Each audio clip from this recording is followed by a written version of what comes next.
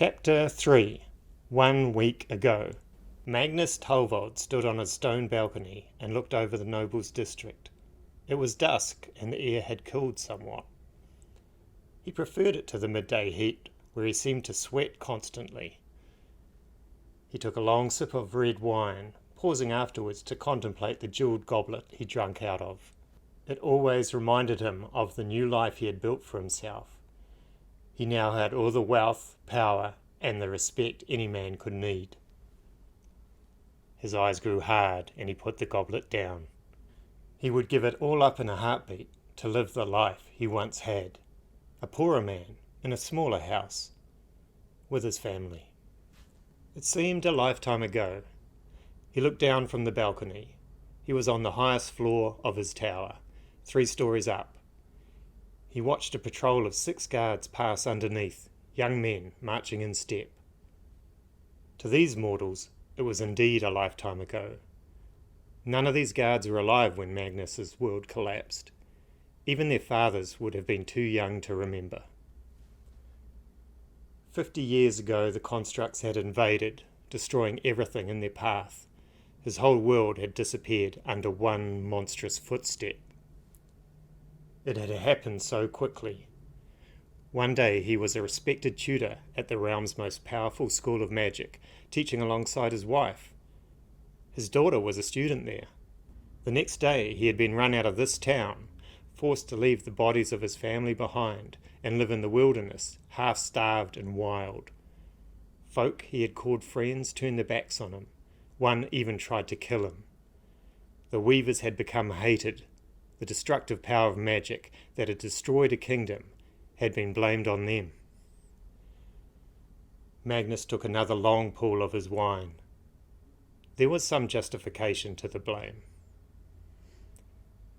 So the weavers had disappeared. Some had fled the land entirely, others hid away and lived alone as hermits, and some, like him, changed their names and appearance and eventually returned to civilization. It had been 30 years since he returned, starting out as a lowly merchant, selling tools he had stolen from a blacksmith in Roulon. He had always meant to repay the poor man, but had never got around to it. Maybe tomorrow. Magnus had spent the next 10 years keeping a low profile, living a humble existence. It was 20 years ago that he started his climb up the social ladder. The weavers had largely been consigned to legend. Magic was a half-believed myth, mocked as some sort of tall tale from the past. No one remembered him. They all knew him now. He was one of Yor's most influential nobles, second only to the lady in terms of political power. He scowled at that thought and found himself staring across the district at another tower. It was taller than his by 2 stories. That's where the lady lived. Probably eyeing his tower right now, sipping on slightly more expensive wine. He knew what he was doing, trying to fill the deep void in his soul with meaningless things, wealth, power and respect from people whose opinions meant nothing to him. Still, it gave him something to do. "Delivery from Tok, sir." A boy's voice startled him. A youth hung over the rooftop above, holding out a package. Magnus frowned, and he felt his skin crawl. The boy was dark-skinned, scrawny, and covered in rags. His long dreadlock hair was tied back, and he watched Magnus with strange golden eyes. An Uday, one of the fallen people. Just looking into those glittering eyes sent a shiver through the man. He didn't bother trying to hide his disdain. "How did you get past my security?" he asked roughly. "Went around the fat one, tiptoed past the sleeping one," said the boy as he waved the package. Magnus snatched it down irritably. The boy's hand stayed out expectantly. Magnus sighed and put a tin coin in it, careful not to touch the boy. The youth paused for a moment, eyeing the jewels on Magnus's goblet. Magnus held on to it a bit tighter. Then, like a cat in the night, the boy was gone. Magnus sighed. Seeing a Uday always put him in a foul mood, reminding him of a dark time and of a man who started it all.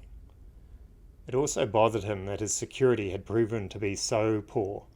The political game in Yor was a potentially dangerous one. Assassinations were not unheard of. Magnus himself had ordered several. He would have to tighten up his estate. He weighed his package in his hand. He knew what it was, a commission he had ordered from the tinkerer. It was a whim, really. He had more coin than he knew what to do with, and he had missed playing the game. He was sure with his connections he could find an underground tournament, especially here in Yor. The king's rule didn't extend this far anymore. He had still been practicing magic in secret, trying to keep up his skills. He was sure he would be competitive. This generation of players could hardly compare to the opponents he had faced in his prime.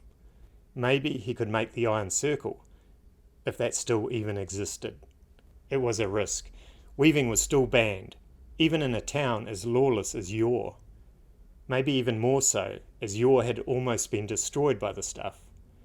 An unhealed scar still ran through it, a corrupted piece of land where no one lived. Magnus wasn't too worried. There had always been whispers that he was a wizard. Most old men of power had to endure such rumours. He had even heard that some thought he was the Chris King, especially with what happened to the lady last year. Magnus smiled at that. He had even started cultivating the rumour. The Chris King was a feared half-myth, a mysterious wizard who supposedly watched over Yor. Why not pretend to pull the secret strings that ran the sea town? He had noticed a new respect amongst the nobles. Even his political opponents seemed to step around him more lightly, not wanting to draw the ire of the Chris King. A movement caught his attention overhead. For a moment he thought the boy had returned. He was about to snap an angry retort, but his voice caught in his throat. Several shadows floated onto his balcony. He caught the flash of silver blades and the curling of red magic, and then felt a blow to his neck. It staggered him, and he fell to his knees. He didn't feel anything, ever again. The end of Chapter 3.